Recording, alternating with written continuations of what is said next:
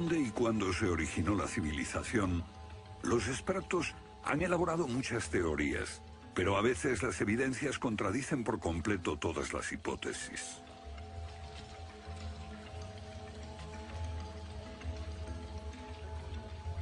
Bajo el suelo congelado de Siberia se han encontrado especies animales extinguidas por un repentino cataclismo global, como el mamut gigante.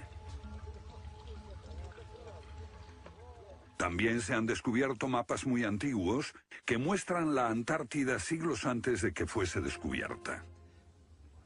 Este mapa tiene centenares de años y describe la auténtica configuración de la Tierra de la reina Maud, que está oculta bajo 1 kilómetro de hielos, y su configuración real no se conoció hasta 1949. Hace 100 años, un arqueólogo concluyó que la antigua ciudad de Tiahuanaco, en Bolivia, fue un observatorio estelar alineado con el Sol y las estrellas. Calculó que tendría 17.000 años. Su afirmación fue puesta en ridículo hasta hace poco tiempo. La única corrección que yo haría se debe a que ahora contamos con mejores mediciones, y sospecho que su antigüedad sería de unos 12.000 años. Tiahuanaco es la ciudad más antigua que conocemos en toda la Tierra.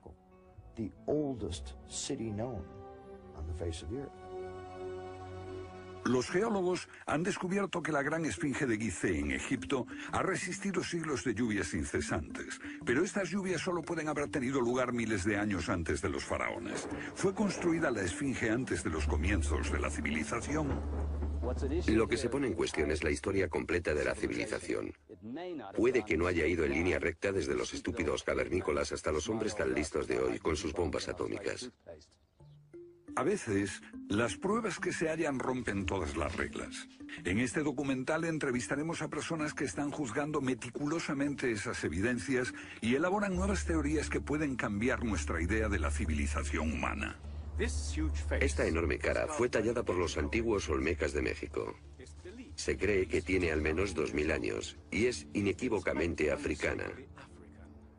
Sin embargo, se supone que los negros no llegaron a América hasta después de Colón.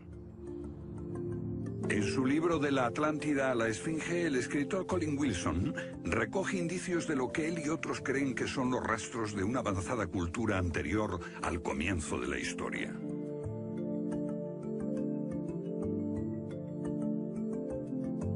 El filósofo griego Platón describió de manera precisa dicha civilización que, según le dijeron los sacerdotes egipcios, surcaban los mares miles de años antes, hasta que fue destruida por un terrible cataclismo.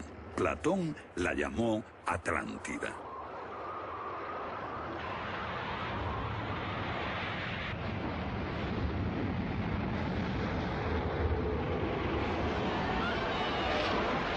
La Atlántida. Un terrible cataclismo. Sabemos de una catástrofe así por otro mito, el diluvio bíblico, Noé y su arca, un mito igualmente despreciado por los científicos.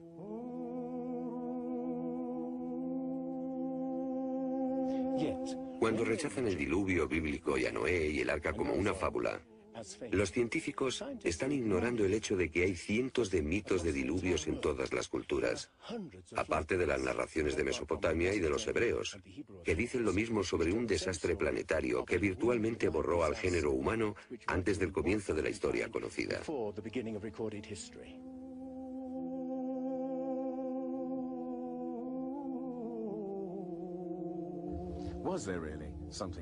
¿Hubo realmente algo parecido a un diluvio?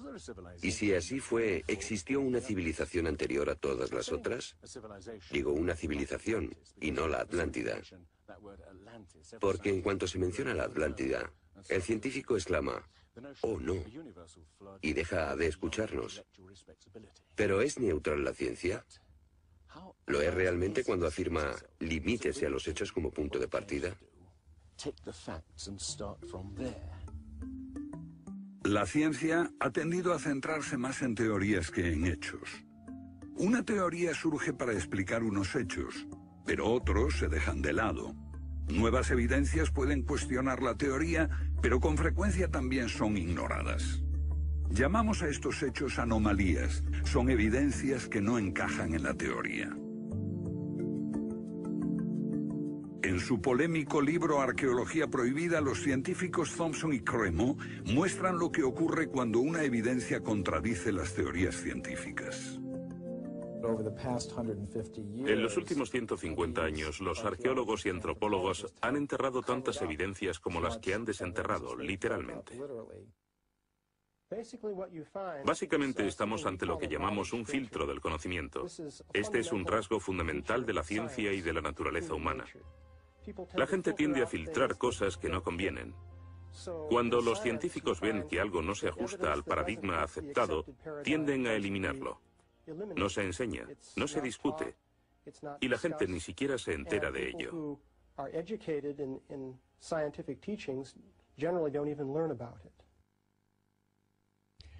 Lo que estamos diciendo, por ejemplo, sucedió en Iatliclo, México, en 1996.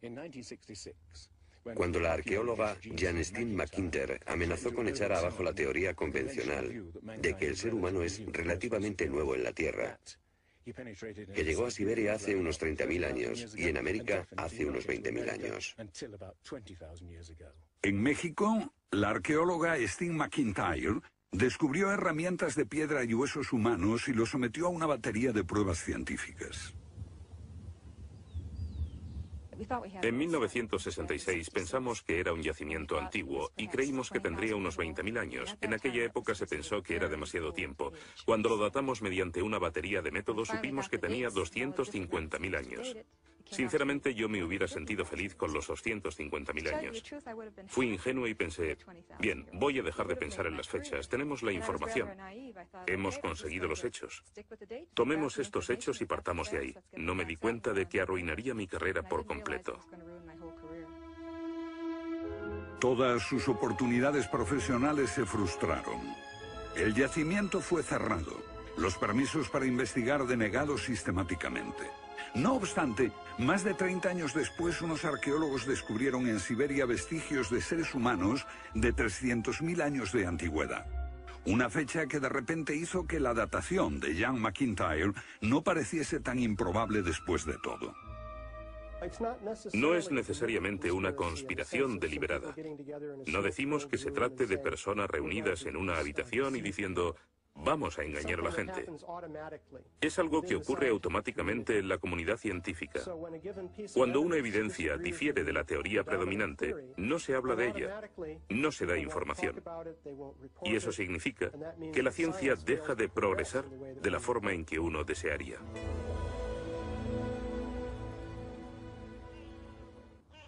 ¿La ciencia está pasando por alto evidencias de un pasado que hemos olvidado?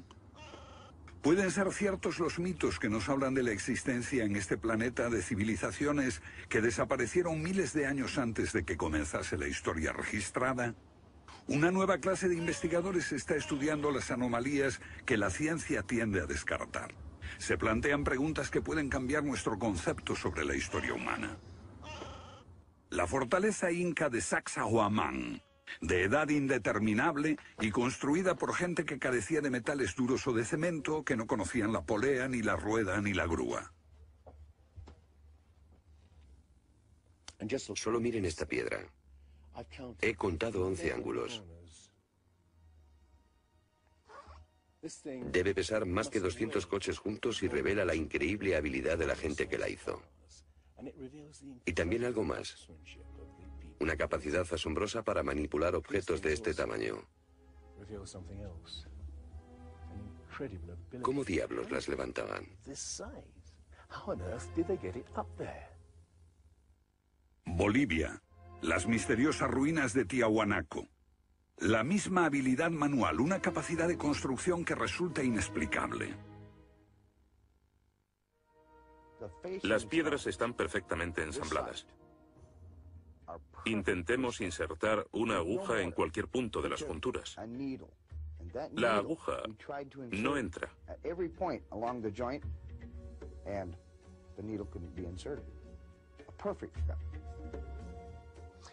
Cuando los conquistadores españoles le preguntaron a los incas si ellos habían construido Tiahuanaco, respondieron, no, no la construimos. Se hizo miles de años antes de que viviéramos nosotros. La evidencia muestra que fue erigida por una civilización avanzada. Un descubrimiento casual nos lo revela. Los bloques de construcción de Tiahuanaco no están pegados con cemento. El que separa estas piedras descubre el inesperado brillo metálico que las mantiene unidas.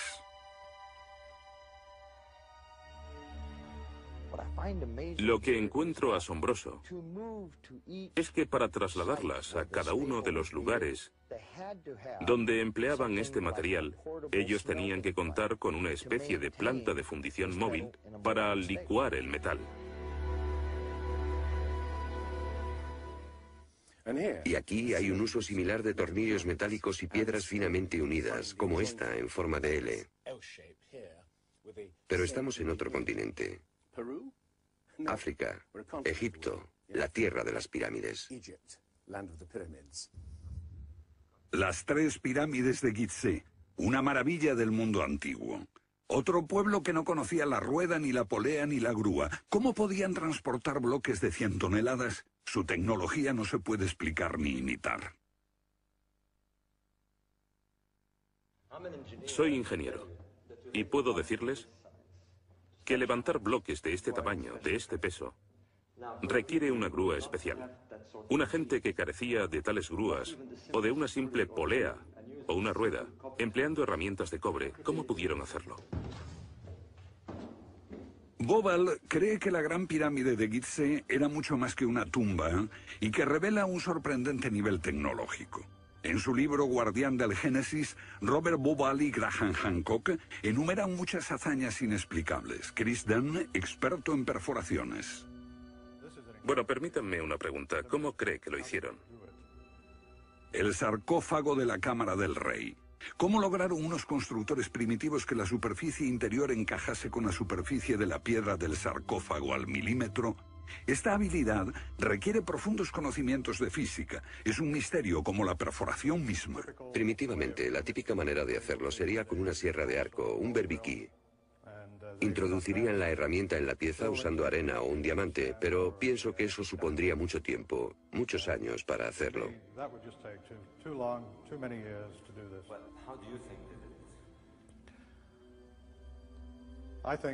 Creo que debieron haber usado herramientas más potentes. Hoy, para perforar esto, tendríamos que hacerlo a una velocidad de 6-10 milímetros por revolución de taladro en el granito. Ellos lo hicieron más rápido de lo que lo haríamos nosotros. Más rápido, investigadores como Chris Dunn se preguntan acerca del propósito de emplear este raro instrumento en un friso oculto. ¿Taladros superpotentes? Esto parece una conclusión precipitada. Los indicios de un taladro de alta velocidad se erigen en otro misterio sin resolver. Ahora miren esto. La increíble precisión de la mano de obra. La total suavidad de las paredes en esta supuesta tumba para bueyes sagrados. Y que implica un alto nivel de destreza. Por supuesto, eso podría explicarse en términos de cientos de obreros puliéndolas durante 10 años seguidos. Pero, ¿si hablamos del misterio de los vasos egipcios? No como este vaso de arcilla que acabo de comprar, sino vasos hechos de alabastro, basalto e incluso diorita, que es la piedra más dura de todas.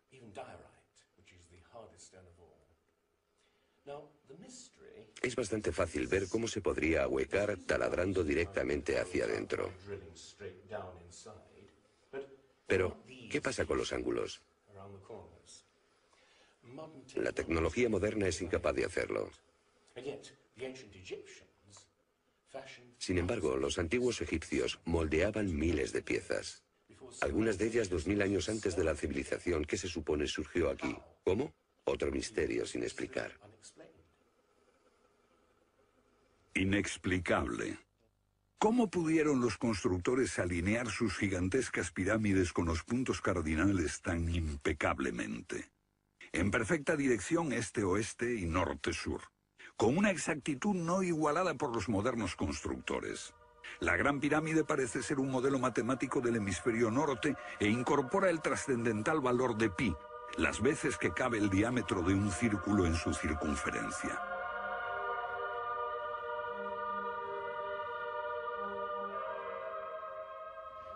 Está claro que lo que aquí tenemos es un avanzado sistema de matemáticas y tecnología, en un tiempo que no conocía su existencia. Para lograr estos resultados, los antiguos constructores tenían que usar un eclímetro de 52 grados. Cualquiera otro no valdría. Pero no solo los egipcios conocían el valor pi. Ese valor también está representado en la pendiente de esta pirámide y en el extraño ángulo que le dieron sus constructores, en Teotihuacán, México, el lugar que los indios llamaban Ciudad de los Dioses.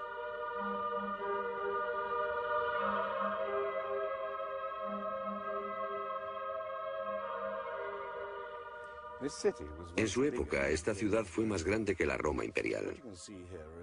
Lo que pueden ver es una serie de estanques que llenaban de agua, cuya superficie lisa reflejaba los cielos y cuyas ondas podrían servir como anuncio de terremotos. Estos templos, en el lado opuesto, se cree que representan cuerpos celestiales. Una cosa está clara: todo el lugar parece tener una especie de obsesión con la astronomía y la eternidad. En los equinoccios, el 21 de marzo y el 21 de septiembre, estas pirámides proyectan sombras gigantes, lo que las convierte en un perfecto reloj para la medición del tiempo. Como si proviniesen de una fuente común, las antiguas civilizaciones de todo el mundo exhiben un sofisticado conocimiento de los cielos que todavía nadie ha explicado. Fascinación por el sol, las estrellas. El lento e inexorable movimiento de la Tierra determina que las constelaciones parezcan viajar por los cielos nocturnos y por las épocas.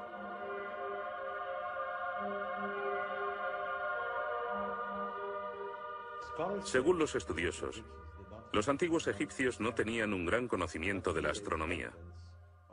Pero en el templo de Dendera hay muestras de su sofisticado conocimiento del cielo. Miren las constelaciones del zodíaco: Leo, Tauro, Piscis. Y aquí, la constelación de Orión. Bauval cree que la astronomía es la llave de muchos misterios de las pirámides. Los antiguos egipcios veían en la constelación de Orión a su dios Osiris, señor de los muertos y la vida ultraterrena. Bauval halló el reflejo de ese dios en las pirámides de Gizeh.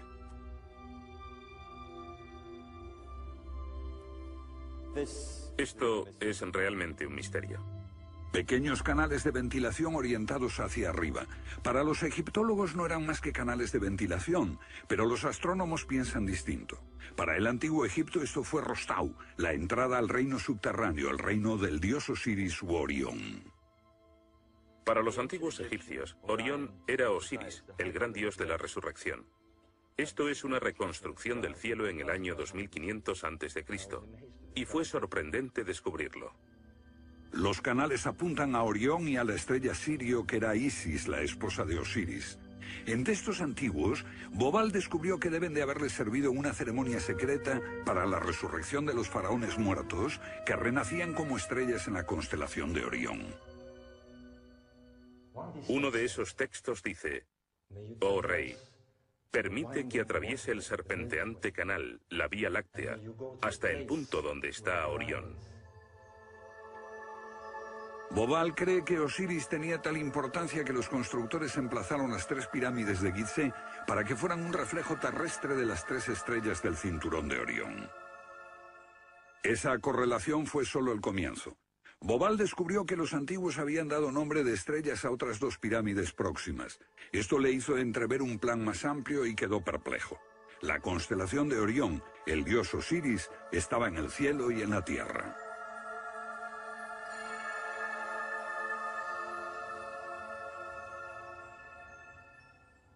México, donde Teotihuacán presenta otro paralelo.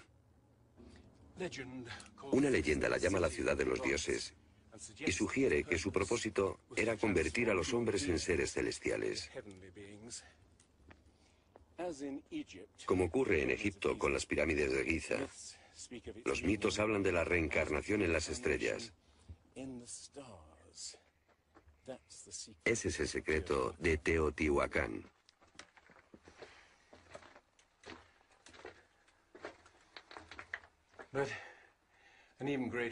Pero esta pirámide presenta otro enigma mayor. Cuando se excavó por primera vez en 1906, se halló una enorme capa de mica. Ahora sabemos que la mica se usa como aislamiento eléctrico.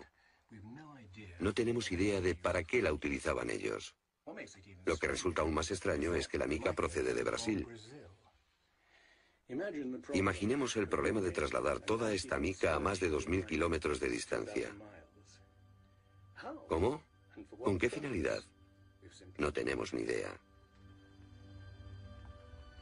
Tiahuanaco, Bolivia. Otra cultura perdida revela la misma fascinación por el sol y las estrellas.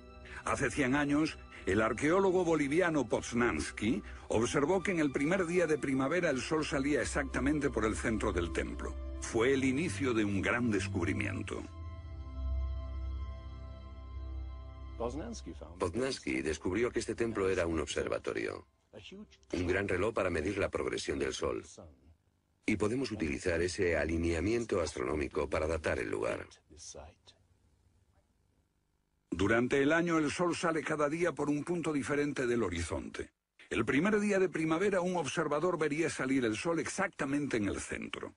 Estudiando el esquema de Poznański, dedujimos que en los primeros días de invierno o de verano el sol saldría por encima de las piedras angulares. Pero no fue así. Los arqueólogos actuales dicen que los constructores cometieron un error de cálculo. Después de observar la perfección con la que se construyó este sitio, con piedras de 100 toneladas, sugerir que los marcadores del solsticio están mal alineados me parece increíble. Neil Stide hizo una completa verificación de los cálculos de Poznański. Midiendo el ángulo de las piedras angulares y comparándolo con las posiciones actuales de salida del sol, Poznański calculó que Tiahuanaco fue construida hace 17.000 años. En ese tiempo, la inclinación del eje de la Tierra era ligeramente distinta de lo que es hoy en día, y el sol habría salido directamente encima de las piedras angulares.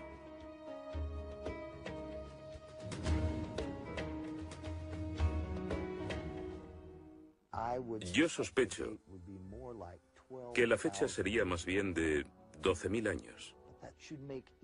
Pero eso haría que todos nos cuestionásemos completamente los orígenes de la civilización.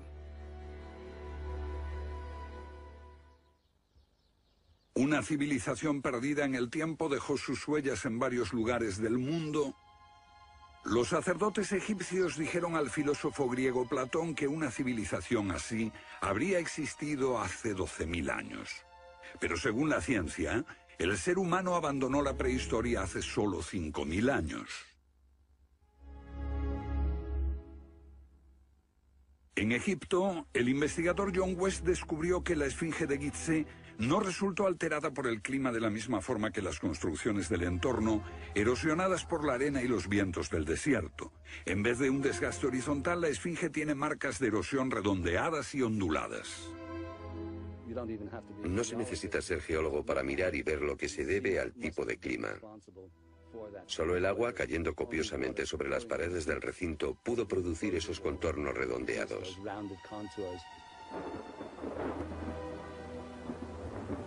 ¿Agua en el desierto del Sáhara? Ciertamente no en tiempos de los faraones. Para eso hay que trasladarse a finales de la era glaciar. Unos 10.500 años antes de Cristo, miles de años antes de que existiesen los faraones. ¿Pero por qué entonces la esfinge tiene cabeza de faraón?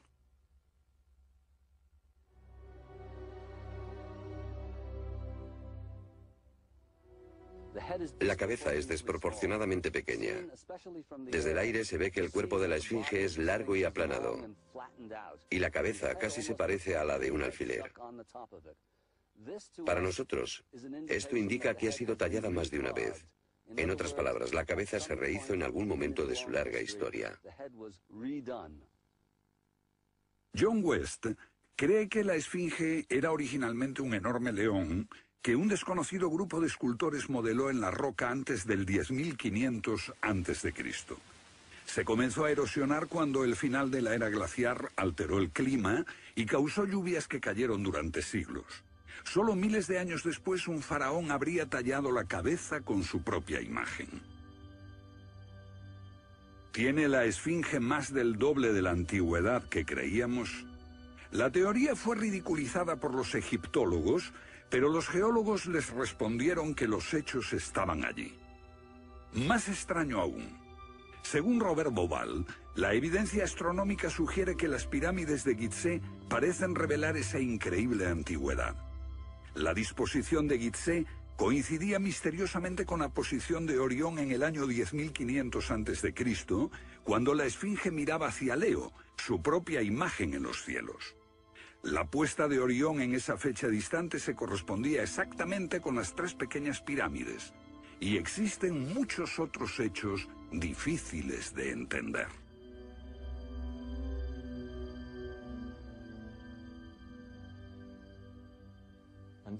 Esto coincide exactamente con las ideas que se desarrollaron tras los análisis geológicos de la esfinge. Dos ciencias sólidas indican que la esfinge podría remontarse al año 10.500 a.C.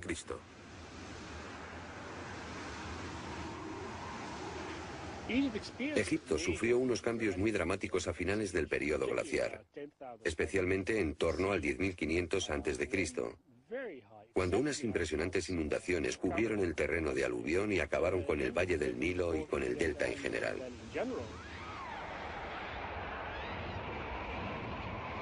«10.500 años antes de Cristo, un periodo de inundaciones. ¿Pudieron los diseñadores de Gizeh remontarse a un tiempo tan distante? El tiempo de sus mitos dice que el dios Osiris y sus asistentes ascendieron del caos para traer los primeros frutos de la civilización. ¿De dónde vinieron?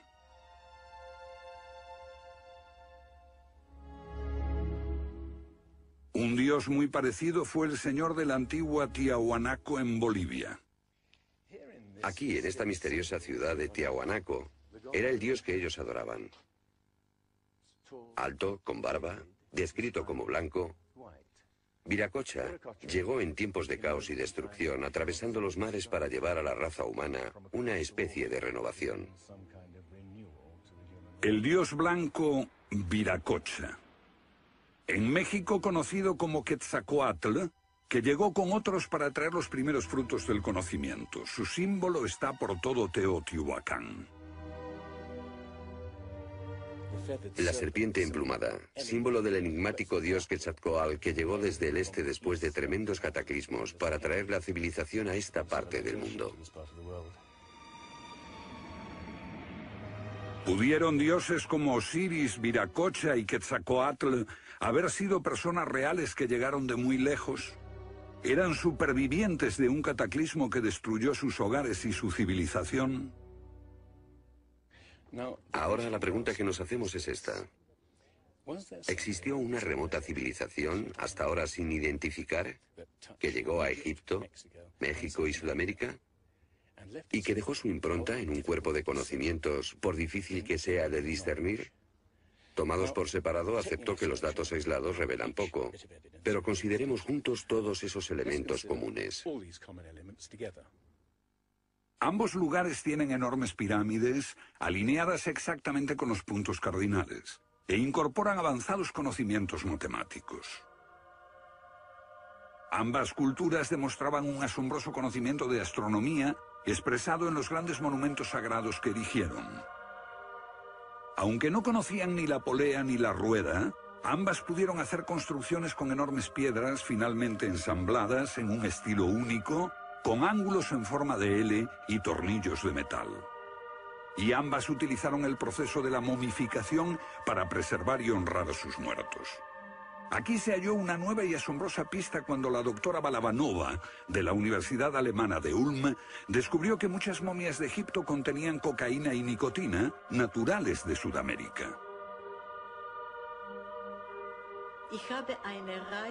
Tengo una cantidad de cartas insultantes.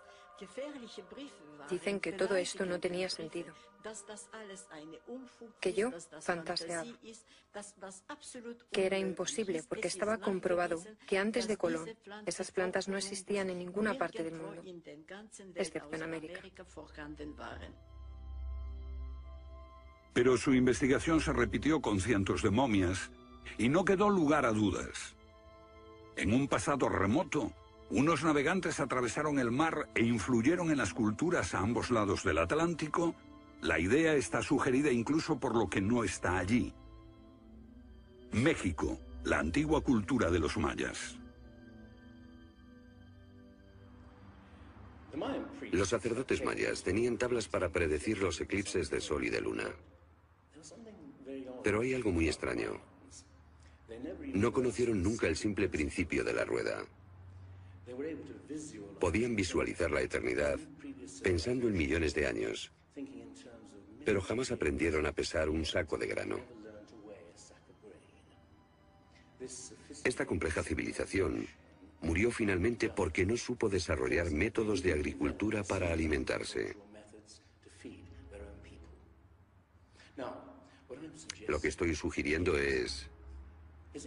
¿puede que ellos heredaran una parte específica de su conocimiento de una civilización anterior, mucho más sabia? Un contacto. A veces la evidencia está ahí para que la veamos todos. Los antiguos olmecas en México pusieron a sus soberanos caras africanas.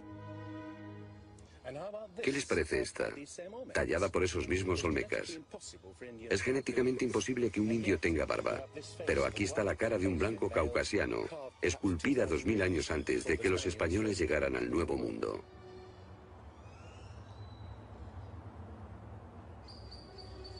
Caras de africanos y de caucasianos esculpidas muchos siglos antes de Colón. ¿De dónde vinieron? ¿Cómo llegaron aquí? ¿Cómo influyeron en la más antigua cultura de América Central, en la cultura madre de México? Lo que todos los arqueólogos saben es que de pronto se materializaron alrededor del 1500 a.C.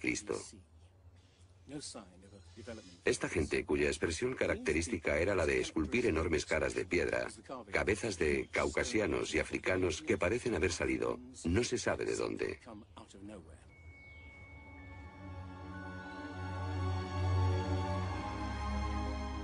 Oaxaca, la antigua ciudadela del Monte Albán. Aquí, en el sur de México, está el último testimonio de esos misteriosos hombres.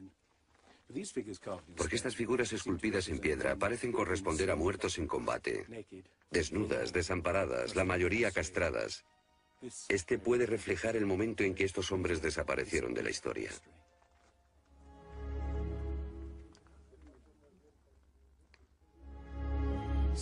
Entonces, ¿hubo una compleja civilización de navegantes que cruzó el Atlántico siglos antes de Colón? Pero tenemos otra evidencia. Estos son viejos mapas que sugieren que los antiguos marinos tenían un conocimiento de la Tierra que nunca se ha explicado. Un puzzle para los científicos de este siglo. En 1513 el almirante turco Piri Reis cartografió parte del mundo que nadie había visto hasta entonces. Colón solo exploró la zona del Caribe. No bajó a esta zona de Sudamérica, hasta la Antártida. No estuvo nunca por esa zona. Pero estos mapas muestran todos estos detalles con gran precisión, antes de que cualquier explorador europeo llegase a esas regiones. Este mapa, de muchos siglos, describe la configuración real de la tierra de la reina Maud, que ahora está sepultada bajo 1 kilómetro de hielo. Y su forma precisa no se determinó hasta 1949. Inexplicable. Los cartógrafos han meditado mucho sobre la extraña proyección cartográfica utilizada en el mapa. Hallaron un parecido con el que utiliza un moderno submarino nuclear que hace mediciones del mundo mientras se aleja de un punto de referencia. En este caso, el centro está en Egipto. ¿Es ese el hogar de los antiguos cartógrafos? El mapa muestra exactamente esta parte del mundo, pero hay más. Para mí el aspecto más significativo del mapa de Piri Reis es que describe exactamente la longitud. Algo que los europeos no fueron capaces de hacer hasta el siglo XVIII. La longitud. Esa historia comenzó en estas playas en 1707, cuando la flota inglesa navegaba por el Mediterráneo hacia Inglaterra. En aquellos días era bastante fácil determinar a qué distancia estaba el norte o el sur, midiendo el ángulo que el Sol y las estrellas formaban con la superficie de la Tierra. Pero no había técnicas para determinar lo lejos que estaba el este o el oeste. ¿Longitud? El almirante Sir Clutley Safel se enfureció cuando un marinero del oeste del país le dijo que estaba alejándose unas 20 millas del este y era probable que la flota naufragase en la costa. Cuando sus oficiales le dijeron que el rumbo era correcto, mandó ahorcar al marinero por insubordinación. En sus últimos momentos debió haber deseado no haberlo hecho. Los barcos se habían hundido antes por millares. Pero entonces la pérdida de una flota entera promovió la búsqueda de un reloj preciso para calcular la longitud. Tuvieron que pasar 2 generaciones antes de que finalmente se consiguiese. No obstante, el mapa de Piri Reis ya mostraba un conocimiento de la longitud al menos 250 años antes. En el mapa de Piri Reis se menciona el hecho de que se trate de una recopilación de muchas otras cartografías. Son copias de copias de copias. La mayoría de quienes los han estudiado creen que esos mapas proceden de los tiempos de Alejandro Magno, pero son incluso mucho más antiguos. Mapas del mundo confeccionados antes de que supiésemos navegar por los océanos. Técnicas de construcción inexplicables, un complejo conocimiento de las matemáticas y la astronomía. Si existió una tecnología tan avanzada capaz de dar sus conocimientos a los constructores de la Esfinge y a los pueblos de los Andes y México, ¿qué pasó con ella?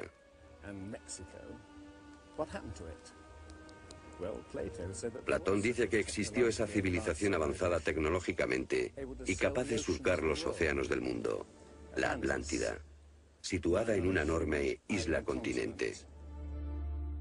Rechazando una civilización perdida, la ciencia niega también la idea de una catástrofe global que la destruyó. Pero Platón y la Biblia no son las únicas evidencias. El Popol Vuh, libro sagrado de los mayas, habla de enormes marejadas e inundaciones que azotaron el mundo durante meses. Una lluvia fría y negra indescriptible y granizo. Los antiguos hablaban de tiempos de caos, de inundaciones y oscuridad de los cuales emergieron los dioses para dar forma a la tierra de Egipto.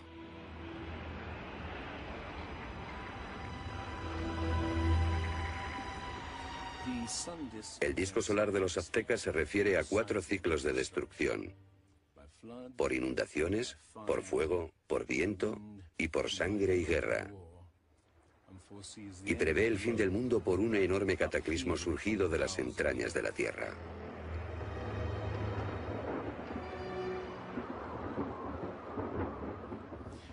Otros mitos de la América antigua hablan de inundaciones apocalípticas y torrentes de fuego, de erupciones volcánicas y terremotos. Un pasado que no podemos recordar ni olvidar.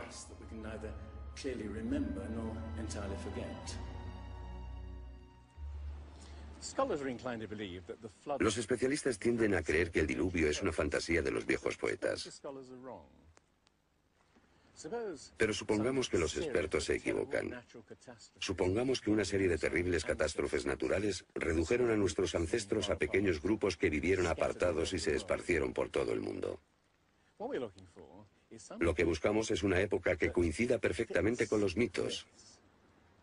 Igual que el zapato encaja en el pie de Cenicienta. Una pista. La fosa de Alquitrán en La Brea, California. Una inmensa sepultura de millones de animales que hoy se ha convertido en atracción turística. Bajo la superficie está el campo de petróleo del lago Salado. El asfalto brota por las grietas y fisuras como un papel cazamoscas y atrapa a los animales. Y encontramos aquí una increíble colección de especies atrapadas en los últimos 40.000 años.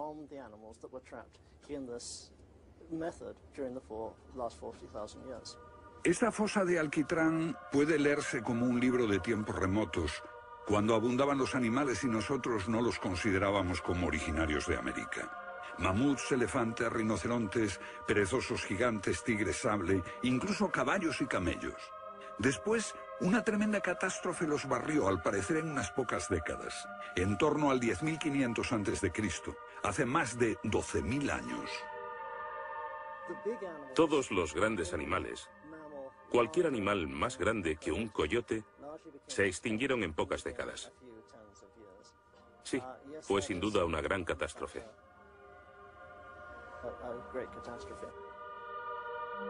Un registro de la catástrofe.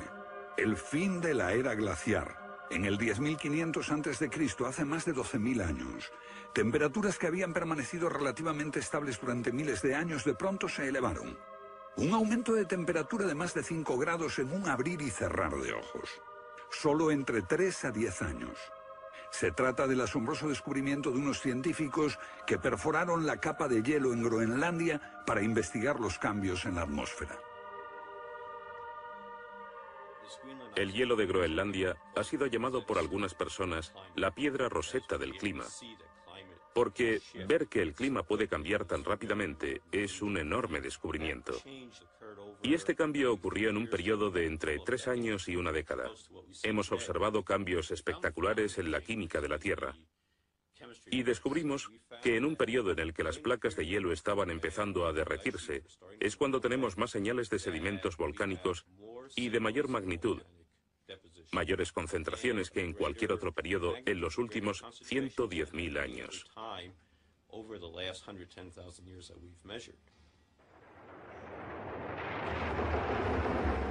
Un surgimiento de volcanes nunca visto, acompañado por desórdenes atmosféricos y gigantescas inundaciones. Porque mientras las placas de hielo de más de 1 kilómetro de espesor se derretían en pocos años, el nivel de los mares aumentaba dramáticamente. De repente, los mares ocuparon lo que había sido suelo seco. Se podía caminar desde Gran Bretaña a Escandinavia antes de que una revolución climática diese forma al Mar del Norte. Fue un periodo en que las grandes inundaciones cubrieron las llanuras de América del Norte, y por eso es que se encuentran esqueletos de ballenas en Michigan. Un tiempo de cataclismos a finales de la era glaciar, que puede coincidir con los mitos. Solo en el Nuevo Mundo se extinguieron alrededor de 70 especies de grandes animales.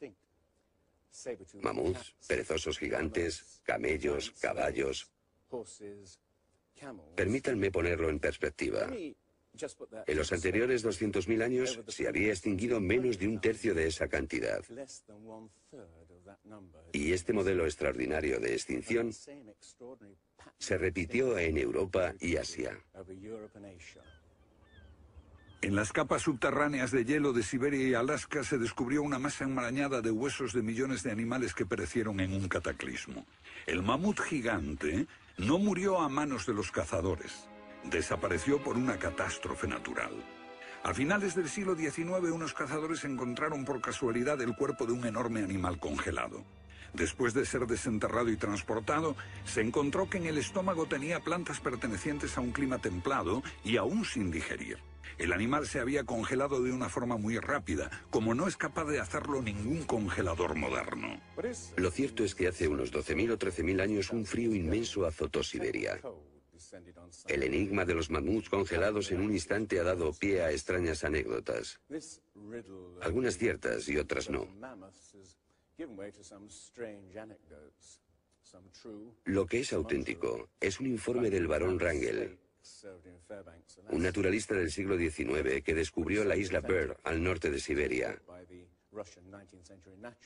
donde la arena quedó literalmente mezclada con bancos de huesos y colmillos de mamut y otros animales que habían desaparecido en alguna catástrofe. Esas extinciones masivas, esa imponente actividad volcánica, ese veloz derretimiento del hielo, parecen sugerir que hubo un cambio climático brusco hace 12.000 años. Hay algún factor desconocido que no logramos descubrir.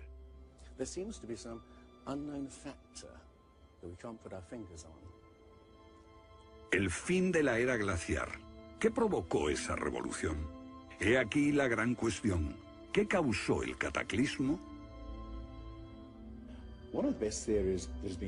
Una de las mejores ideas la ha planteado Charles Hapgood. Él sugiere un desplazamiento repentino de la corteza terrestre.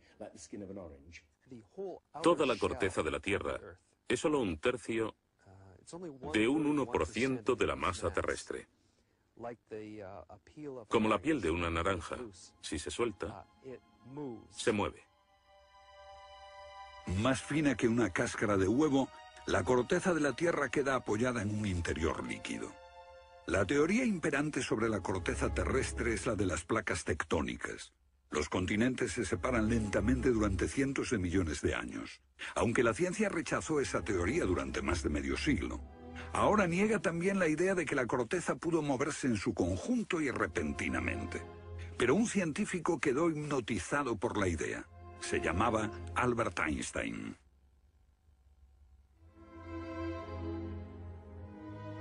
Esto es un resumen de lo que dijo. Cuando me encontré con el trabajo de Hapgood, quedé conmocionado.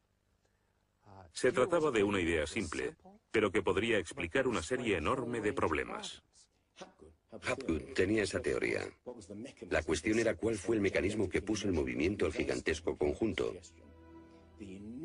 Y fue Einstein quien planteó una sugerencia. La enorme cantidad de hielo que rodea a los polos puede tener 3 kilómetros de espesor. Esos incontables miles de millones de toneladas de hielo, si se formaran de un modo desproporcionado, harían que toda la Tierra se sacudiese como una rueda, con un enorme peso colocado en su borde. Esta vibración bastaría para hacer que la corteza de la Tierra se moviese súbitamente. Hace 55.000 años el Polo Norte estaba cerca de Europa, pero de pronto se desplazó hacia la bahía de Hudson, en Canadá.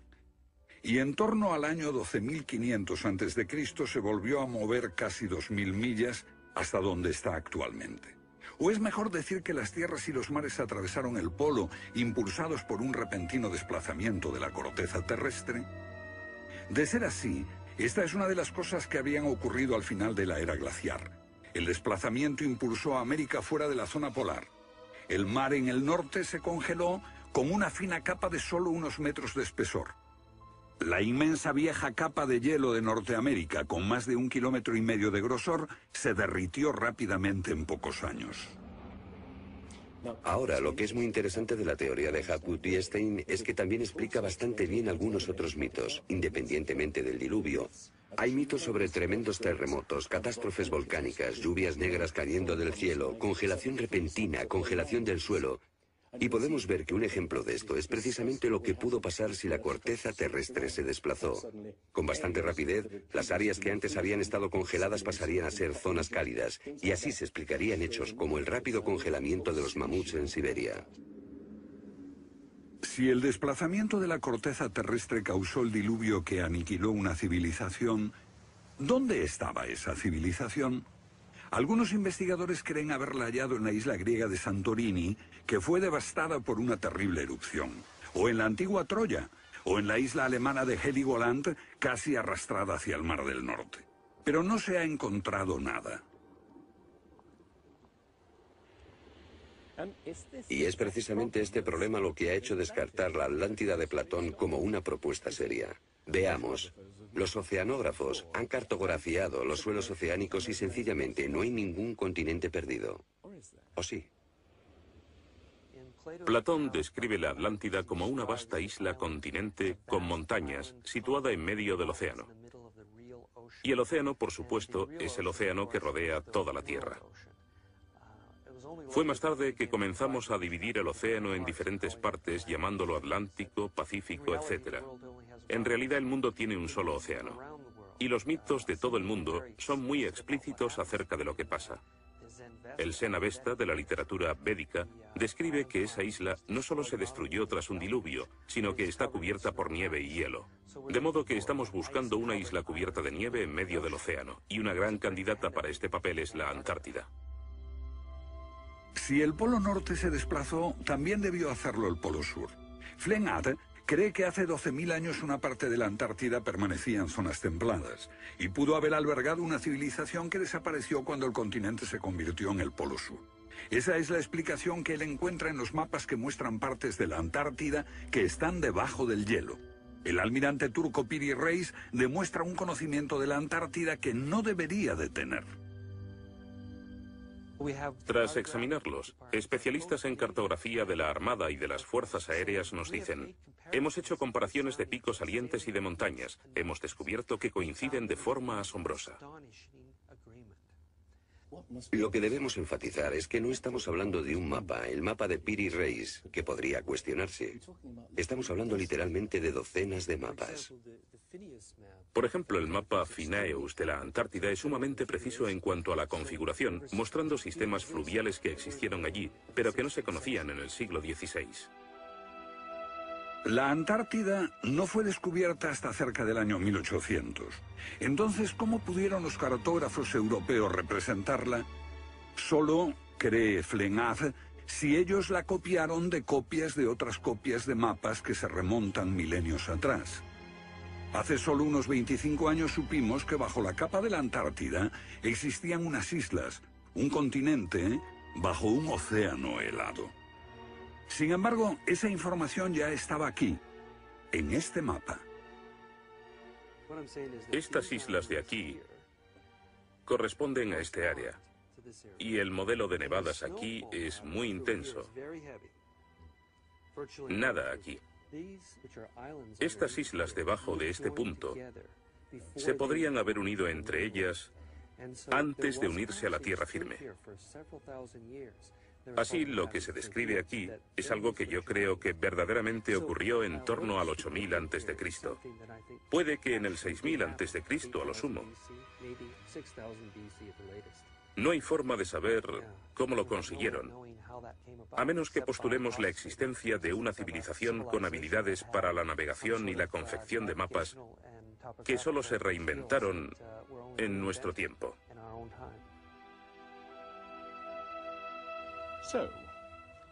¿Fueron los comienzos de la civilización humana más remotos de lo que suponíamos?